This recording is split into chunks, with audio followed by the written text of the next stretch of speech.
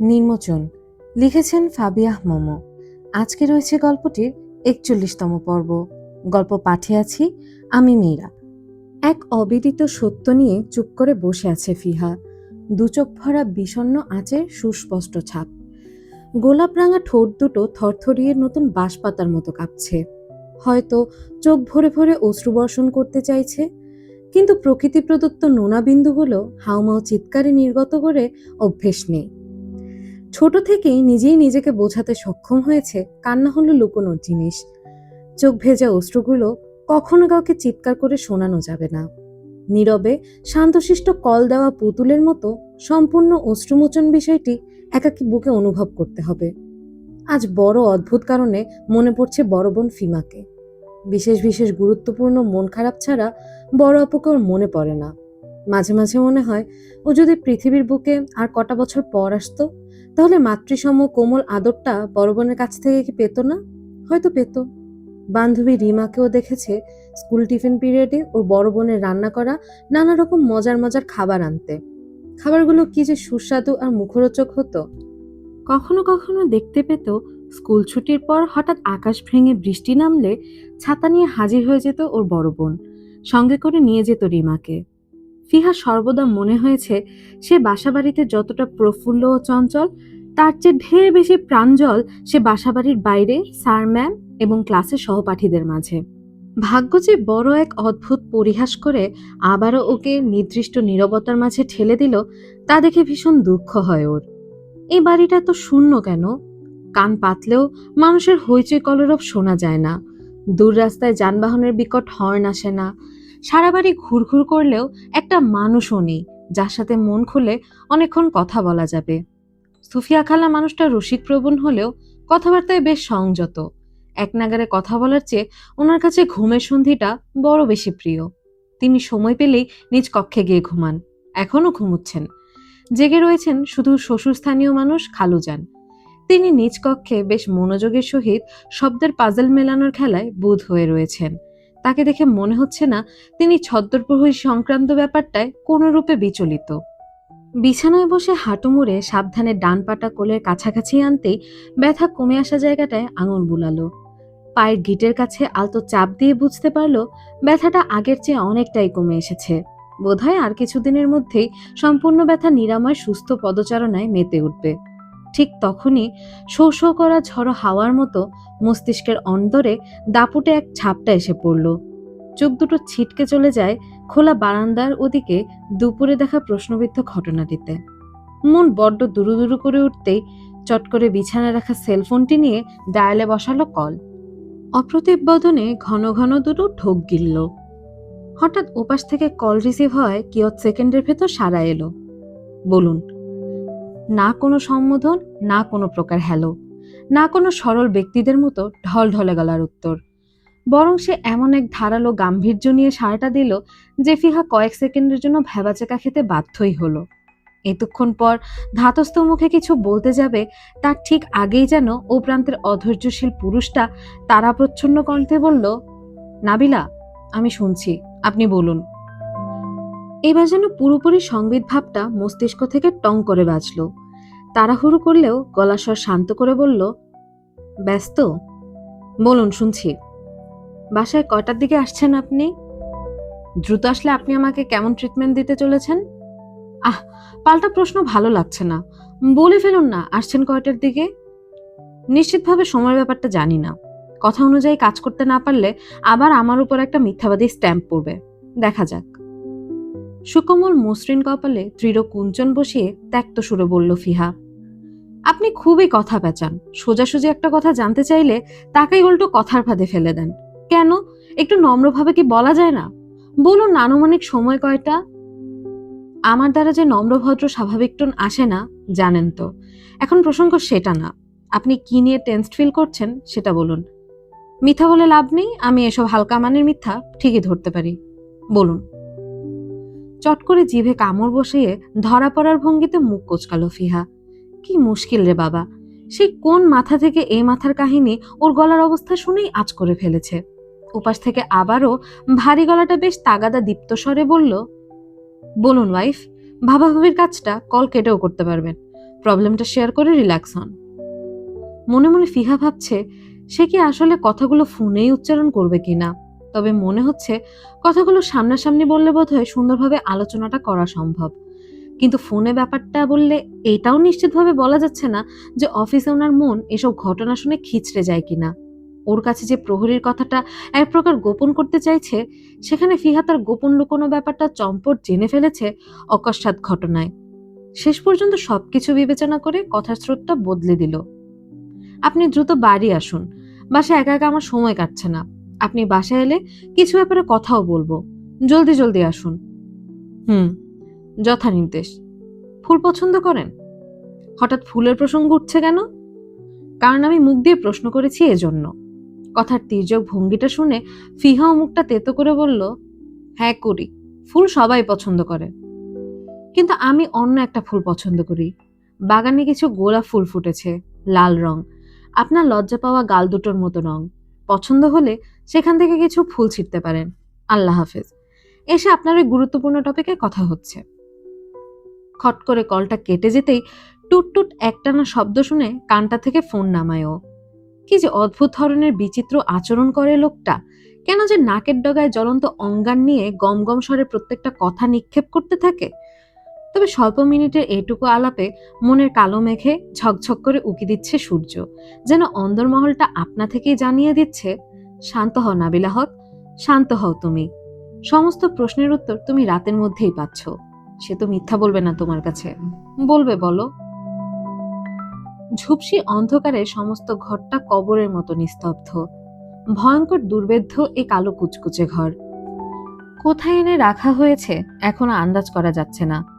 শরীরের আনাচে কানাচে তীব্র ব্যথার মারণ যন্ত্রণায় আধবোঝা চোখের কোল ঘেঁষেও জড়িয়ে পড়ছে অশ্রু। ডান হাতের দুটো আঙুল ভেঙে গেছে। তর্জনীয় বৃদ্ধা আঙুলে মস্তিষ্কের কোনো সারা কাজ করছে না। গলায় ঢোক গিলেও কলজে শুকিয়ে আসছে মুমূর্ষু দ্বীপের। অসহ্য শারীরিক পীড়ায় আবারও ডান চোখের কোল বেয়ে অশ্রু ছেড়ে দিল। সে কি মরে যাবে? অজ্ঞাত লোকগুলো কি বাঁচিয়ে রাখবে না ওকে? সে তো জানতো না সামান্য একটা ভুল কাজের ফলে এমন করুণ দশা হবে তার। বুক ঠেলে খড়খড়ে বিশ্রী কাশিটা কণ্ঠনালী ছেয়ে যেতেই জোরে জোরে যক্ষা রোগীর মতো কেশে উঠল দীপ। শুকনো খড় চৌচির গলা, আঠালো রক্তে মাখামাখি হাতের ত্বক, গায়ে আসমানি রঙের শার্টে চিটচিটে রক্ত শুকিয়ে খসখসের শক্ত আকার ধারণ করেছে। বাপার কাছে কোনো অনুভূতি নেই। চিপ নাড়ালে নৌনার সাথে মুখ কটু মৃত্যু ভয়ে দু চোখের নির্মল অশ্রু ছেড়ে চোখ বুঝল সরফরাজ দ্বীপ। ওদিকে কথা মতো না চললে ওকে নির্মমভাবে জবাই করা হবে। মাংস কাটার অস্ত্রটা দিয়ে গতকাল যেভাবে জ্যান্ত একটা মানুষকে গরুর মতো জবাই করা হলো, সারা জায়গা লাল স্রোতের মতো রক্তের আষ্টে গন্ধে মেখে দিল, মনে পড়লেই পেট গুলিয়ে বমি চলে আসছে তার। সে বাঁচবে না। সরফরাজ দ্বীপ প্রাণ নিয়ে আজ কোনো দিনই হয়তো পৃথিবীর বুকে স্বজনদের মুখ দেখতে পাবে না। বুকের ভেতর জিইয়ে রাখা একটা মাত্র নাম যন্ত্রণার মুখে উচ্চারণ করল দ্বীপ। ভাই, বাঁচাও, বাঁচাও সাইদ ভাই, তুমি বাঁচাও এই নরকের যন্ত্রণা থেকে। আমি আর সহ্য করতে পারছি না ভাই। আমাদের ভেতরে তোমাদের মতো সহ্যক্ষম ধৈর্য শক্তি একটুও নাই। আমাকে উদ্ধার করো। প্রতিটি নিঃশ্বাস নিতে এতটা কষ্ট, এতটা দুর্বিগাহ যন্ত্রণা অনুভব হচ্ছে যে সামান্য দমটুকুও নিতে স্রষ্টার অশেষ কৃপায়।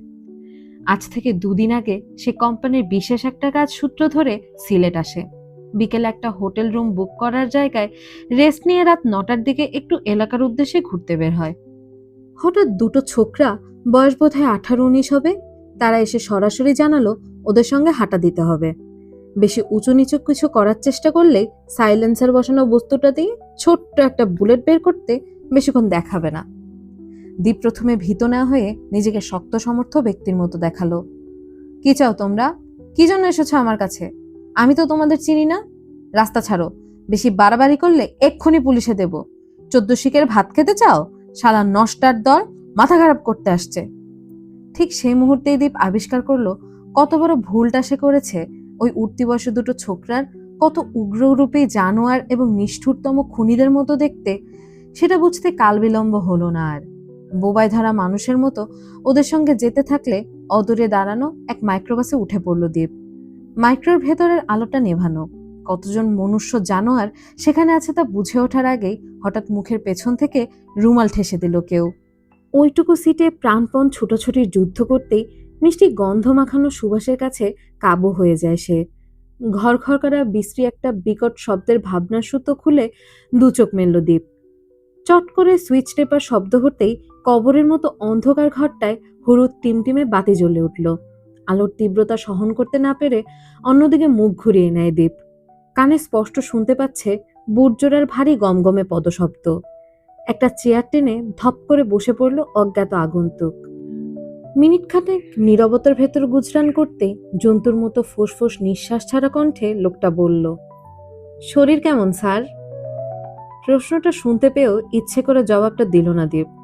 মুখ ভরে ভরে এক যাক গালি যদি ছুটতে পারত। ৬০ ওয়াটের বাতির তীব্রতায় চোখ শোয়ানোর জন্য ক্ষীণভাবে চক্ষু পাতা মেলতে থাকে সে। ধীরে ধীরে স্পষ্ট হয়ে ফুটল কবরের মতো অন্ধকার ভাবা ঘরটিতে চারকোনা একটি টেবিল আছে। টেবিলের ওপারে একটা চেয়ার, চেয়ারে বসানো আছে সম্পূর্ণ রহস্যময় একটা লোক, যার মুখটি কালো মাংকি ক্যাপে লুকানো। পরনের পোশাক আশাক কেমন অদ্ভুত, প্রথম দফায় দেখলে মনে হবে ভিনদেশি কোনো ট্যুরিস্ট। কিন্তু লোকটি যে দলীয় সর্দার গোছের গুরুত্বপূর্ণ কোনো ব্যক্তি হবে তা ওই শীতল চক্ষুর নিষ্পলক চাহনি দেখে অনুমান করা যায়। ওরকম পলঙ্কহীন অস্বাভাবিক চাহনি দীপ এর আগে কখনো দেখেনি। আমাকে আটকে রেখে লাভ নেই, আমি কিছুতেই তোমাদের কাজে সাহায্য করতে যাব না। নিজের অবিচল ভঙ্গিটুকু বজায় রেখে জানালো দীপ। চাপা হাসির স্ফুরণে কালো টুপিতে থাকা মুখ হো হো শব্দে হেসে পুরো ঘর কাঁপিয়ে দেয়, যেন এর চাইতে চূড়ান্ত রসিকতা আর হতেই পারে না। টেবিলের ওপর তবলা বাজানোর মতো ডান হাতের আঙুল বাজাতে বাজাতে হাসি মাখা কণ্ঠে বলল, তোমাদের ওই এক সমস্যা, সোজা কথা বললে কানে ঢোকে না। দেখো অফিসার, তোমার লোক আমার দলের দুজন গুরুত্বপূর্ণ ব্যক্তিকে খুন করেছে, সেই সঙ্গে যে খাবারের পোটলা চুরি করে নিয়েছে, ওটা নিয়ে আমাদের কোনো আক্ষেপ নেই। আক্ষেপটা এখন তোমাদের হবে, হারে হারে। আমাদের কাছে বাধা দেওয়ার জন্য খুব বড় ধরনের হিসাব তোমাদের চুকাতে হবে, বুঝছো তো ফকিরের দল? দীপ প্রচন্ড রাগে দাঁত কটমট করতে চাইলেও শারীরিক শক্তি তাকে সহায়তা করল না, বরং নেতিয়ে যাওয়া বেলুনের মতো চুপসে শুয়ে রইল সে। ক্ষোভিত দীপ্ত চাহনি ছুড়ে তবু পাল্টা কথাটার জবাব একটা ছুড়েই বলল, আমাদের দেশে ঢুকে আমাদের লোককে মেরে ফেলে আমাদেরকে তোরা হিসাব শিখাবি? ওরে জালিমের দল, ফকির কাদের বলিস? বাংলাদেশের প্রত্যেকটা ডিফেন্স টিম কি তোদের ছেড়ে দিবে রে? আমি তোদের কোনো কাজেই সাহায্য করব না। তুই আমাকে মেরে কুটে মাটিতে পুঁতে ফেল, তোর মতো শুয়োরের বাচ্চাকে আমি ভয় পাই না। বাংলার মাটিতে দাপট দেখাবি, দেখা। আসল দাপট শুরু হলে তোদের কলজে খুবলে টেনে ছিঁড়ে আনবে দেখিস। থু। মুখ ভর্তি করা বিশ্রী থুতুটা সর্বোচ্চ শক্তি দিয়ে নিক্ষেপ করলো দীপ। মুখ ঢাকা লোকটার পায়ের কাছে থুতুটা ঠিকরে গেলেও পাথরের মতো নির্বিকার রইল দলীয় সর্দার। তিনি জ্বলন্ত দুটি অগ্নিকুণ্ডের মতো দৃষ্টি তাক করে রেখেছেন এই উদ্যপ্ত দামাল টকবক করা নিরস্ত্র দুর্বল যুবকটির দিকে। এক্ষুনি চাইলে এক কোপে মুন্ডটা ঘাড় থেকে আলাদা করে দিতে পারেন, কিন্তু এই দুঃসাহসী স্পর্ধা দেখানোর যুবকের চোখে মৃত্যু ভয় বলতে কিচ্ছু নেই, নির্ভয়ী চোখ। সে বুক চিতানো বাঘা বাঘা সৈন্যের মতো মৃত্যুকে আলিঙ্গন করতে পরম উচ্ছ্বাসে মেনে নিচ্ছে। তবু দুষ্কৃতিকারীর কাছে নিজের দায়িত্ব, কর্মজীবনের নৈতিক শিক্ষা, আপামর দেশের মানুষকে নির্মমতার কাছে তুলে দেবে না দীপ।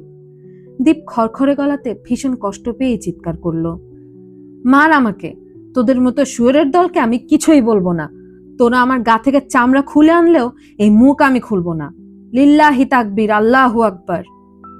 বজ্রকণ্ঠে গমগম করে না উঠলেও দীপের ওইটুকু তাকবীর এহলানে মুখে ঢাকার লোকটার দৃষ্টি কেমন কেঁপে উঠে। অতলস্পর্শী স্পর্ধা দেখে আশ্চর্য হয়। দীপ মরমে মরমে অসহ্য মারণ পীড়া মুখ বুজে গিলে নিলেও মরহুম নানাকে শ্রদ্ধা ভরে স্মরণ করল। বাংলার মাটিকে স্বাধীন করতে বীর মুক্তিযোদ্ধা নানা একদিন ভর দুপুরে ভাত ঘুমের সময় অমায়িক হাসিতে শিখিয়েছিলেন, নানু, বিপদের সময় তুমি আল্লাহরে ডাকবা, আল্লাহ ছাড়া কেউ নাই। বুকের ভিতরে ভয় ডর ঢুকলে চিৎকার দিয়া তাকবীর বলবা, ভয় গায়েব হয়ে যাবে। ভয় পেলে একজনরে ভয় পাবা, মানুষরে কখনো ভয় পাবা না। মনে রাখবা সবসময়, মনে রাখবা সরফরাজ ভাই। দীপ জানে নানার মতো দেশপ্রেমিক ব্যক্তি কখনো তার শেখানো বলিতে ভুল হবে না। বুকের ভেতরে ভয়ের সমস্ত বুদবুদ অজানা ফুসকারে বাষ্প হয়ে গেছে, মন ভীষণ শান্ত। আফজাল কাদিরের নাম ৭১-এর খাতায় না উঠলেও এ নিয়ে আফসোস করে না, বরং হৃদয় জুড়ে শীতলতার ছোঁয়া মনকে করে দেয় শান্ত। মা সমতুল্য দেশের জন্য রাইফেল হাতে লড়েছেন তিনি। তার জন্য কেন তাকে সার্টিফিকেটে সিল বসানো এক টুকরো কাগজ পেতে হবে? ওই এক টুকরো কাগজ হৃদয়ের ভেতরে অফুরান মাতৃপ্রেমের বহিঃপ্রকাশ করতে পারে? মাকে বাঁচাতে বুকের সন্তান কখনো মায়ের কাছে সার্টিফিকেট চায়? চায় না, তিনিও চাননি। তার চোখের সামনে কতগুলো বুভুক্ষ প্রাণী নিজেদেরকে মুক্তিযোদ্ধা বলে আখ্যা দিয়ে নানা রকম ভাতা, সুযোগ সুবিধা, এমনকি সরকারি মহলে সম্মানও ভোগ করে গেল। অথচ আদৌ কি তারা জানে রাইফেল কিভাবে চালাতে হয়? কাঁধের কোন জায়গাটায় রাইফেল ঠেকালে বুলেট ছোড়ার দুর্দম ধাক্কাটা আঘাত করে? মুক্তিযোদ্ধার নাতি হয়েও সেটুকু সুযোগ সুবিধা কখনো ভোগ করতে যায়নি সাইদ। বরং মাঝে মাঝে এই বীর সাহসী বুড়ো লোকটার অতীত নিয়ে ভাবলে গায়ের রক্ত গরম হয়, মনে দুর্দান্ত আত্মবিশ্বাস জেগে ওঠে। আজ হয়তো নিজেকে এই পর্যায়ে আনার ক্ষেত্রে নানা আফজাল কাদেরের অনস্বীকার্য ভূমিকা বেশি। বুক ভেদ করা অসহন এক হতশ্বাস শব্দ করে নিজের সেলফোনটার দিকে নজর দেয়। কর্নেল সোয়াদ দুপুর 2টোর দিকে 3টা কল করেছিলেন। গুরুত্বপূর্ণ মিটিংয়ের জন্য কলটা রিসিভ করতে পারেনি। কল ব্যাক করার ইচ্ছেটুকু না হলেও কর্মজীবনের একনিষ্ঠ নৈতিকতা থেকে কল ব্যাক করলো সাইদ। ওপাশ থেকে কর্নেল মেজাজি কণ্ঠ ভেসে এলো, হ্যালো। 2:07 কল দিয়েছিলেন, হেডকোয়ার্টারের একটা মিটিংয়ে ব্যস্ত ছিলাম, রিসিভ করা সম্ভব হয়নি। কারণ বলুন? তোমার স্ত্রী বাইরের বাইরে 2জন সিভিল গার্ডকে দেখে ফেলেছে। আজ দুপুরে এসে ব্যাপারটা নিয়ে জিজ্ঞাসা করে গেল। আমি তেমন কিছু বলতে পারিনি। ভালো করেছেন, এই মুহূর্তে কিছু জানানো ওনার জন্য নেসেসারি নয়। I think she should stay out of this. I agree with your concern. Make sure she doesn't get you wrong. Fiha তোমাকে তোমার কর্মকাণ্ডের জন্য ঘৃণার নজরে দেখলে তুমি সহজে ওর কাছে নির্দোষ প্রমাণ করতে পারবে না, কথা মনে রেখো। আপনি কখন রওনা দিচ্ছেন? টুমরো এট 10। ওকে, আইল সি ইউ দেন। শোনো। বলুন। আমার মনে হয় তোমার কোথাও ঘুরতে যাওয়া উচিত। এভাবে মেয়েটিকে বাসা বন্ধ করে রাখার কোনো মানে হয় না। বিয়ে করেছো, এখন দায়িত্ব সামলাও। অযথা বাসায় বসে বিরক্ত হচ্ছে। আর 2 সপ্তাহ পর তুমি এমনিতেই কাজে যাচ্ছ। 8 মাস, এখনকার পর্যাপ্ত সময় নিজের স্ত্রীকে দেওয়া উচিত। সেটা নিয়ে ভেবে দেখেছি, হয়তো কিছুদিনের ভেতর এক্সিকিউট করব। আপনি শুধু এটা নিশ্চিত করুন অফসাইট থেকে কোনো রকম ইনফরমেশন যেন ওনার কানে না পৌঁছায়। তা আমি দেখে রাখবো। তাহলে এখন কল রাখছি। আসছো কটায়? Sharp at 9:30। আচ্ছা, আসো। আল্লাহ হাফেজ। কলটা কেটে দিতেই কপালে ধীরে ধীরে কুঞ্চন পড়তে লাগলো সাইদের। থাই গ্লাসের ওপাশে নীল আকাশটা ফ্যাকাশে বর্ণ ধারণ করছে। ঝুপ করে সন্ধ্যা নামা অন্ধকারে নতজানু হচ্ছে। সে বুঝতে পারছে প্রচন্ড কৌতূহলদীপ্ত স্ত্রীকে বেশি দিন বুঝ পড়িয়ে আড়াল রাখতে পারবে না। দূর দূর করে রাখার বাসনায় আরো তীব্র বেগে অগ্রসর হচ্ছে ওদিকে। ভয় হচ্ছে, ভীষণ ভয়। যদি হাটের মুঠো ফসকে কখনো ওই দুষ্টু চঞ্চল হাতটা চলে যায়, যদি কখনো ঠোঁট দুটোর মিষ্টি হাসিটা ছুতে না পারে, যদি কখনো ঘেন্নার মতো। না, এরকম কিচ্ছু চিন্তা করতেও তার মন বিষাক্ত হয়ে আসছে। সে যে ভীষণ আসক্ত হয়ে পড়েছে ওর উপর, ওর সুকোমল সত্তার উপর, ওর প্রফুল্লে ভরা সরল চাহনি দুটোর উপর। পারবে না। সে কি করে নিজের অভ্যাস থেকে আলগা করবে? সম্ভব না, কোনো শর্তেই সম্ভব না। মেঘে ছাওয়া কালো সম্মোহন আকাশপট। চাঁদবুড়ির আগমন নেই সেখানে।